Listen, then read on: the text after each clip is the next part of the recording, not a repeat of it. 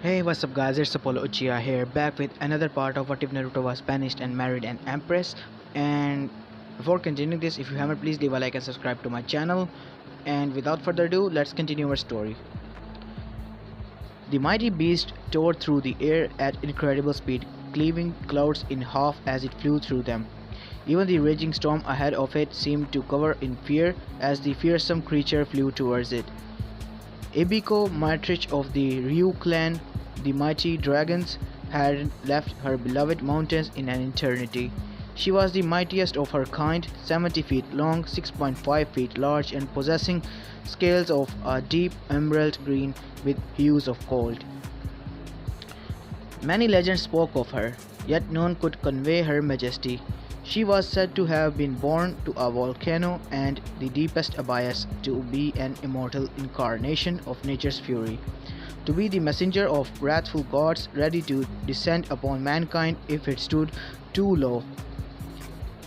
She often chuckled at such tales. Had she indeed been such messenger, the mankind would have been extinct for a long time. And even though she was probably one of the oldest living beings in existence, surpassed in longevity only by the mighty Biju, she wasn't immortal like them. She had been born in the Hibiko clan. As it rose to sentience, become intelligent enough to speak and think, while her brethren retained the predatory mindset of their savage ancestors. She, along with the one that would become her mate, was born with a more involved mind and an instinctive comprehension of the way of nature. Through deep meditation, they had attuned themselves to the energies of the world and evolved into new creatures. The very first dragons marking forever the legends of the Snake Clan. That was a millennia ago, and many snakes tried to attain their status, but the predatory and power-hungry mindset of their kind kept them from becoming what they yearned to be, and very few had actually achieved their transitions, and all had joined them in their peaceful den, hidden deep into the snowy mountains of the north. For many years she had watched the wildness of some humans bring pain upon more peaceful beings, losing her mate to a power-hungry fool centuries ago. She had long lost any hope to see men come to peace, yet her road came to an end. A glimpse of hope had appeared. A fragile, weak-looking Hinata glared at her. She had come to her. Her words were sincere, her voice even, her eyes unyielding, her dreams generous, her heart pure. She was willing to bring peace to this war-struck world, to make it her home, to save the lives of countless strangers, because it was the right thing to do. Hibiko had gazed into her eyes and soul, and she had seen the pain she had gone through. The will to spare others from it. She didn't need more. Her children had joined the fight, their roars enough to win entire battles, their might displayed only against the most crazed and powerful warlords. She could have called upon their might to win easily and victories and take the land as her by sword and bow in a year, but she had chosen to go the hard way, using her mind and tongue to bring entire countries to her side, fighting most of her battles herself along with her armies. Hibiko and her 5 children had been there at her wedding. Her mate had been allowed to sign the summoning contract, one created specially for Hinata and her line. She considered the young human her friend, so when her son mentioned her journey back west to find her long-lost love, she immediately decided that she would be the one carrying her. All these thoughts drifted through her mind as the storm dissipated in her wake. She could feel the awe-filled gazes of humans working in their fields far below. Her 3 passengers on her head, a focal point of natural energy far on her left, beyond the horizon, which she recognized as Mount Myoboku, home of the Toads clan. They flew over the Earth Country an hour ago and would soon reach Wave Country. Gazing on the horizon, Hibiko gaze settled on the little bustling point that was Konoha. They would soon fly over it. Hinata-chan spoke, the serpentine being in her clan feminine voice. Yes, Hibiko-sama. Konoha is there. Any thoughts on your mind you would like to share? I don't wish to dwell on what was my mind is turned towards the future. I no longer feel any attachment to this village, nor do I hate it. Very well. We will arrive in about another hour. Thank you, Hibiko-sama. Do not thank me, little one. You gave me some hope for the future and occasion to stretch my limbs. Even through the raging winds around them, she could still hear Hinata's soft giggle. Deciding to do her best to reunite her friend with her lost love, she took even more speed, letting out a mighty roar as she flew over Konoha, mentally enjoying the possible reaction of the people below. Link break. Asuma Sarutobi was walking in the peaceful streets of Konoha, his 3-year-old son in his arms and his wife at his side. It was a beautiful day. Everything was calm and the threat of war had all been disappeared thanks to the work of the very one Konoha had crowned, one Naruto Uzumaki. While a philosopher would have talked for hours about what this irony could make him think of, Asuma wasn't a philosopher. He was a man that wanted to enjoy his day with his family, nothing more. Suddenly all this peace was shattered by a roar from high above. Looking at the sky, everyone in the streets, hell, in all of the Konoha, could see a snake-like creature fly through the sky at tremendous speed. Around them, cries of fear and anguish were heard. Panic began to take hold as civilians hurried towards the shelters, and children cried. But the ninja population stayed still, warily looking at the passing dragon. Seeing their protector stand unmoving somehow calmed the civilians, and the panic ceased. Comforting his son, Asuma looked worriedly at now disappearing dragon. I think it was headed to Wave. Kage-sama left for a diplomatic meeting there with an imperial envoy some time ago, didn't she? Yeah. You think there might be a connection? Asuma, the dragon is the emblem of the empress herself, and she told to be able to summon them. You think? Oh boy, if this meeting goes awry, we're doomed. At least you aren't doomed today since you washed your tongue. Asuma smiled nervously. He certainly didn't want to anger his wife by throwing profanities near their son. The good news being he was getting quite proficient at keeping his tongue in check.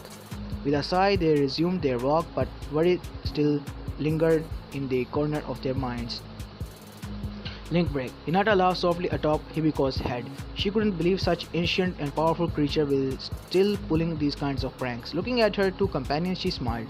They were sound asleep, curling up to each other. They both wore a dark yellow armor on their torso with shoulder pads of the same color. Underneath it, they wore a long-sleeved black coat falling on their thighs and back and black pants. Their outfit was completed by black sandals. One had black hair tied up in what one could call a pineapple tail, and the other had long flowing brown hair, the lower face concealed by skin-tight clothing mask. They came to the west sometime after her, but they hadn't met her before a few years. But by that time she already was a powerful and respected general. Since then they hadn't left her side, always fighting for her, to help and protect her. Hinata felt she was blessed to have such friends, bringing her eyes back to horizon. She turned her mind to her two loves, happy she would soon see them both again. And if I know who, she'd probably have failed to stop herself from going too far. Looks like I won't have first dibs on Naruto-kun. Blink break. In Wave, a couple stared under the rays of the sun. Letting out a content sigh, Fu snuggled a bit more into Naruto, the hermit absent-mindedly caressing her back. Couldn't help but feel like there was something missing, but he refused to voice these thoughts. Deciding to take his mind off this, he thought about the treaty between the lands of fire, wind, and the Empire. They had negotiated everything and the treaty had been signed just the day before. All in all, yesterday has been a good day. And a very good night too. Naruto, yeah? Thank you. Huh? I should be the one thanking you. No. In fact, you're the first man I had willingly. Hearing this, Naruto felt silent. the meaning of Fu's statement hitting him full force. Once he had somewhat digested the information, he pulled her closer to him into his loving embrace. This seemed to comfort Fu enough as she began to talk. It was 2 years ago. The war was nearing its end. We just had a couple warlords left to go. One day me and my guard left to scout the zone like we already did hundreds of times before, but this time we got caught in an ambush sleeping gas. We had no time to react. When I woke up, I was trapped in the warlord's dungeon. They... for hours. I was trapped in this hell for 4 days. Yume had to come herself to save me. I lost 6 friends in that hell, and that remaining 4 have never been the same. Neither have I, Fu-chan. I'm sorry. Why? For the first time I can touch a man without thinking of those monsters. Yeah, I guess that's good, but what about the Empress? Fu looked in his eyes, uncertainty written on her face. Biting her lip for a moment, she came to the decision. Naruto-kun, I'm about to tell you something I shouldn't.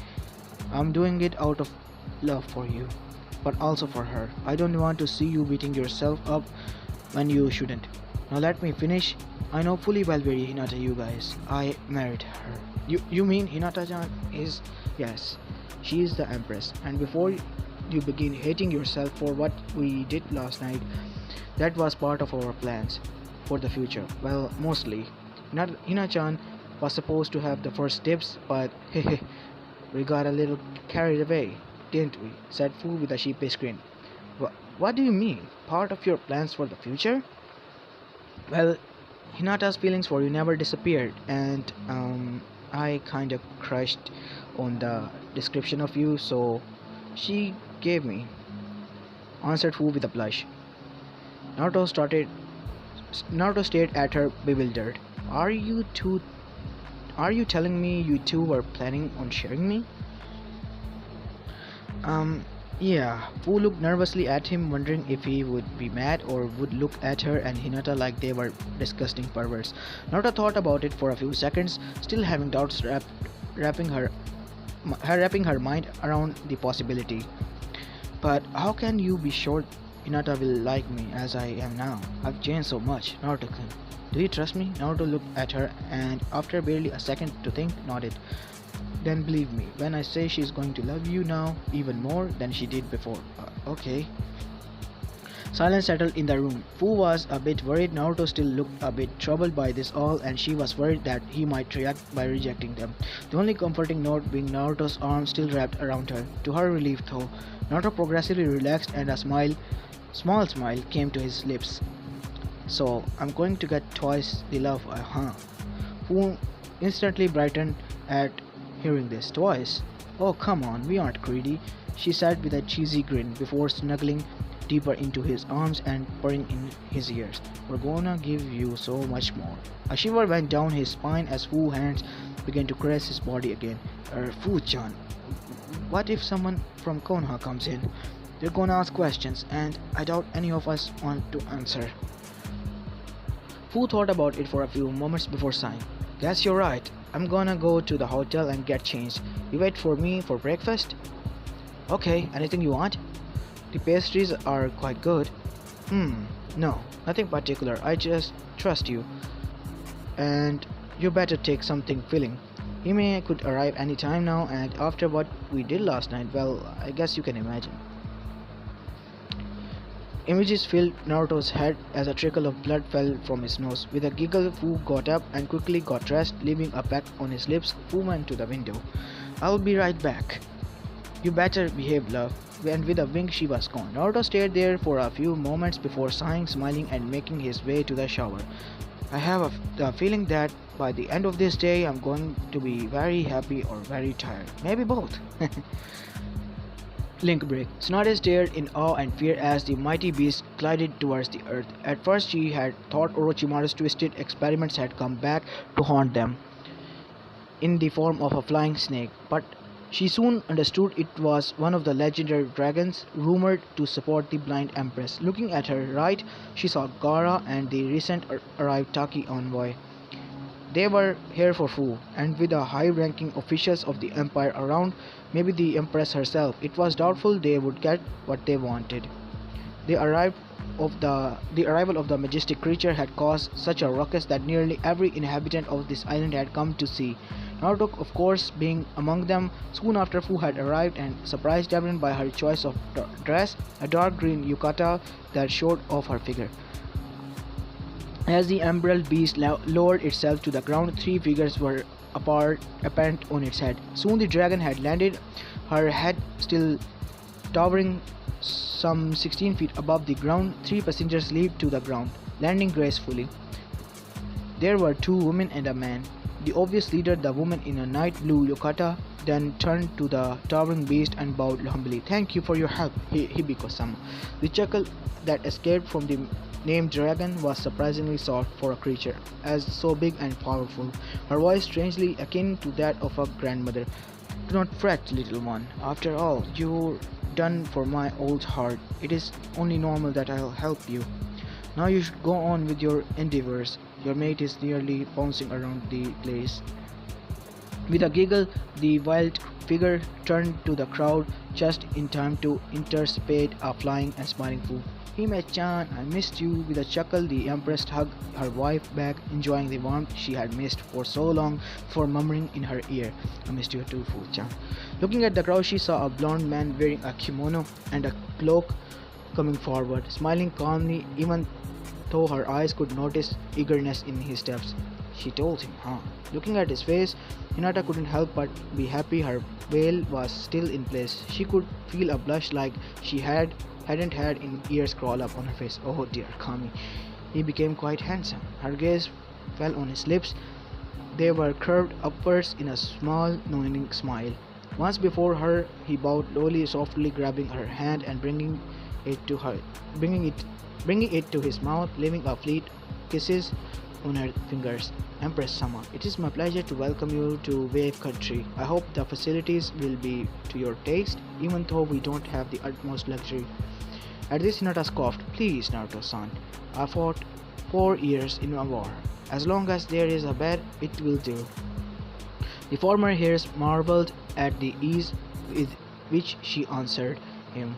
Never before had she been able to talk so freely to him, and she was going to enjoy this. With another dazzling smile, Naruto took a step back, but before he could talk, the male bodyguard of the Empress did, and his voice caused each and every one of the rookie nine to wide their eyes in shock. "My lady, permission to act freely." "Granted." In an instant, Naruto was tackled to the ground by the other guard as she rose back. She quickly pulled her mask down, revealing one Ayame Ichiraku. "Naruto, I missed you so much." "Did you miss your big sis?" "I hope you did. We heard of the treaties you signed. It was awesome." "Damn it, I knew you would be awesome. I hope you're gonna come and visit." "Oh, and Ayame-chan, take time to breathe." The other guard stepped forward before crouching near the blonde, pulling his mask down, revealing the smiling face of Iruka Yumino. By now, Naruto was in tears, pulling them both in a bear hug. While the moving reunion was taking place, Fu had grabbed Hinata's arm and began to lead her into a different delegations, and was already done with the group from Suna. And then for Konoha, we have Big Booby Hokage-sama. These two blondes, they are Yamanakas. They have a weird fetish. They like to go into people's mind. And then those two are Akamichi. They eat like no tomorrow. It's crazy. Oh, and the two lazy ass, they are Nara. I swear, they sleep 25 hours a day. The two wild chicks there are Inuzuka, and the mutt there too. And the coated guy are Aburame. Never take a bug zapper near them. Oh, and these three are, I know, Hyugas. Hinata failed to completely control her voice, and some coldness slipped into it. She stepped towards Hiyashi, doing her best to stay calm and keep her voice even. "Yashi-san, my consort told me in the letter of your inquiry it will be discussed later. I do have information on Hinata, but I will say nothing here. Depending on the result of a later meeting, I shall decide if your clan is worthy or not to hear what happened to her." Before any answer could be uttered, she turned to the two daimyos. "But patiently waiting their turn to be introduced to the powerful woman. I take it you are the daimyo of wind and fire. Yes, we are. It is an honor to meet you. The honor is mine. I heard many praises on the way you lead fire country, and I feel personally follow your example on more than a few matters, said Hinata, nodding her head to the fire daimyo, then turned to the leader of the wind country. I have also heard of you. I heard you were able to pull your country's treasure together already, even though you have but a few years of regime. A most impressive feat, though if I am to believe the full letters sent me, you would do well to change some of your counselors. Your guests killed themselves out of boredom. Inata couldn't help but giggle when she saw the wind daimyo's blush, both at the praise and the embarrassment. Hinata then turned her head to the last group, and instantly her mood fell. Her voice instantly grew erratic cold.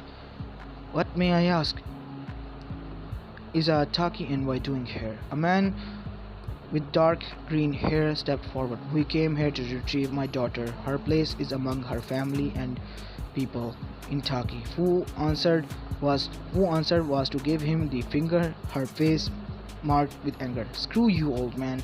If you think I'm going back to this hellhole, then you're even more of a fool than you were before I left. The man turned his gaze to Fu, frowning.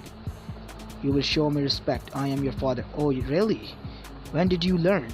'Cause 6 years ago you sure as hell weren't. You want me to go back to Taki? Well, bring my word to the fool that is your brother. If I ever set foot in Taki again, it will be burned to the ground. Silence had fallen on the crowd as all watched over the exchange. The 8 Taki shinobi knew they were outnumbered and so outpowered it wasn't funny anymore. Their only hope was to use diplomacy to bring Fu back. Fu's father then pulled his biggest trick out of his sleeve. Listen, Fu-chan, I know your mother and I made mistakes, but we have want to atone for it. We realized how much we were wrong when your brother was born. Don't you want to meet your 4-year-old brother? A boy born to stranger is a stranger too. I have no family ties to you or anyone in Taki. Get the hell out of here before I beat you down your ass into oblivion. There was such coldness in his voice, such hatred, only the biggest of fools wouldn't have understand. With a sigh, the man signaled the other Taki shinobi to leave. Just so you know, we truly are sorry. Too bad I don't give a shit.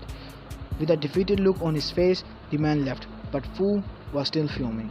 The nerve of that guy. He screwed up my life for 13 years and he thinks he'll get me back to that freaking hellhole with just a little sorry bastard. A hand on her shoulders caused her to look above her shoulder, meeting Hinata's eyes through the veil. Come, I wish to discuss some things with Naruto-san, and I want you to be there. After all, we will relax, okay? After that, we'll relax, okay? Yeah. You had breakfast? Are you really asking that to a woman that just got down from a dragon's head? Asked Hinata amusedly. Looking above her shoulder, she noticed Hibiko had reverse summoned herself to her mountain, but also immediately her face snapped towards Hanabi. I wouldn't do that, young girl. Many have lost their lives because they looked at my face uninvited. Immediately, Hanabi froze. After a few moments of nervousness, she managed to squeak out a reply. Sorry, curiosity got the better of me. Oh, I do believe your clan to be known for your impassivity.